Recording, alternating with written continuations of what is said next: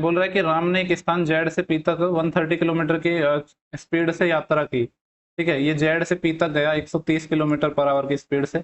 बोला कि उसने जो पहली है, उसने पहली 75% दूरी है। देखो ये तो हमारी स्पीड थी 130 किलोमीटर पर आवर।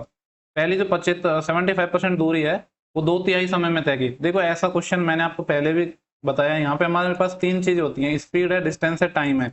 अब यहाँ पे हमें सिर्फ स्पीड दी गई है, टाइम का यहाँ पे कोई रोल ही नहीं है, ना ही हमें डिस्टेंस दी गई है। तो ऐसे केस में मैंने आपको बताया है कि एक चीज आप अपनी मर्जी से कुछ भी मान लो।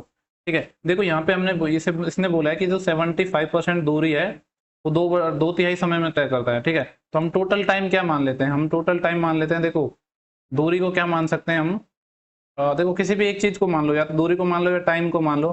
टाइम मान लेते हैं कि हम 3 यूनिट में इसने तय किया। ठीक है, तो देखो जब हमारा टाइम 3 यूनिट हो गया, स्पीड हमारी 130 है, तो डिस्टेंस कितनी निकल के आ जाएगी। यहाँ आप डिस्टेंस मान के टाइम निकाल सकते थे, क्योंकि एक चीज आपको माननी होगी यहाँ पे। तो हमारी जो डिस्टेंस है वो कितनी निकल के आ जाएगी, डिस्टेंस होता है स्पीड इंटू टाइम, यानी 130 गुणा 3 यानी 390 किलोमीटर हो गई ये।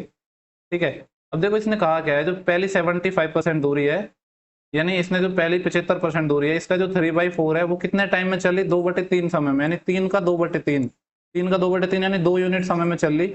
जो रिमेनिंग जो हमारी डिस्टेंस है उसको इसको 1 यूनिट में चलना होगा। ठीक है, मतलब 1 आवर में चलना होगा, 1 यूनिट में चलना होगा। तो जो हमारी उस केस में स्पीड क्या होगी, देखो स्पीड होता है डिस्टेंस कितनी बची, 390 का इसने 3/4 चल ली, तो बची कितनी 1/4। तो इसका 1/4 कितना हो जाएगा, 390/4, ऐसे ही लिख देते हैं इसको। और इसको चलना है हमें एक टाइम में, यानी ये 1 आ जाएगा। ठीक है, तो यहाँ से स्पीड आ जाएगी, इसको भाग दे देते हैं हम।